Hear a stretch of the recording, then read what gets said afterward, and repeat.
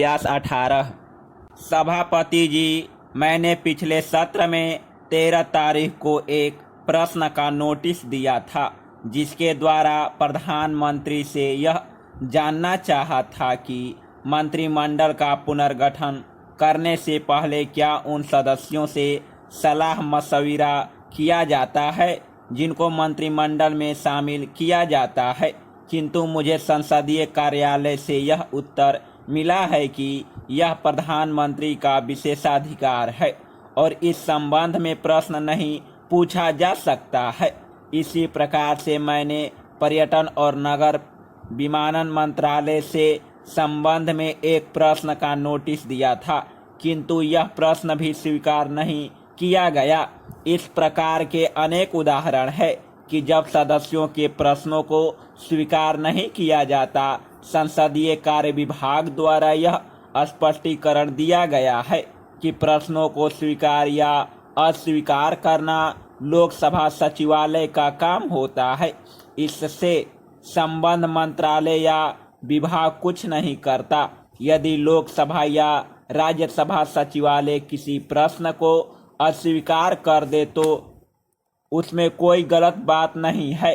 संसद के कार्य संचालन के लिए कार्य संचालन समिति द्वारा बनाए गए नियम हैं जिनके अनुसार ही किसी प्रश्न को स्वीकृत या अस्वीकृत किया जा सकता है, किंतु संसद की कार्यवाही के दौरान जो पूरक प्रश्न पूछे जाते हैं उनका उत्तर मंत्री जी अपनी इच्छा अनुसार अथवा अध्यक्ष के निर्देश पर दे सकते हैं।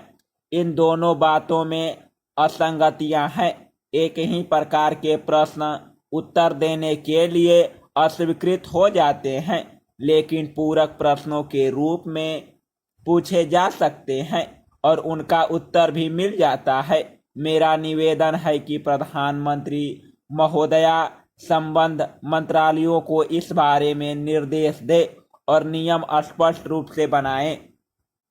पिछली बार ही कृषि और सिंचाई मंत्री ने निर्माण और आवास मंत्री की बातों से सहमति प्रकट करते हुए बताया कि भयंकर बाढ़ और सूखे के कारण लोगों के पुनर्निर्वास की समस्या उठ खड़ी हुई है।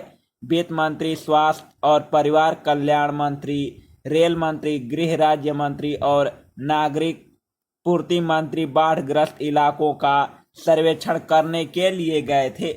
उन्होंने उप प्रधानमंत्री को सारी स्थिति से अवगत कराया।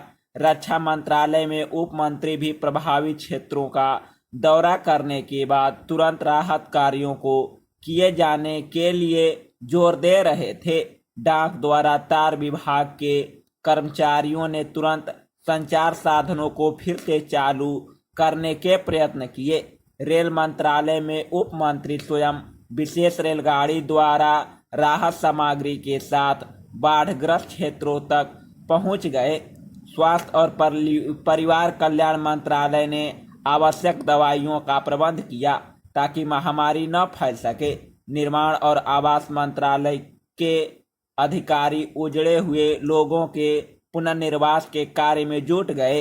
रक्षा मंत्री के निर्देश पर हजारों सैनिक लोगों को उनके घरों से सुरक्षित संस्थानों पर ले जाने में जुट गए। राहत का कार्य जिस दुर्गति से चला उससे सैकड़ों लोगों की जानें बचाई जा सकी। इस प्रकार बाढ़ का पानी कई दिनों तक निचले इलाकों में भरा रहा और चारों ओर समुद्र सा नजर आ रहा था।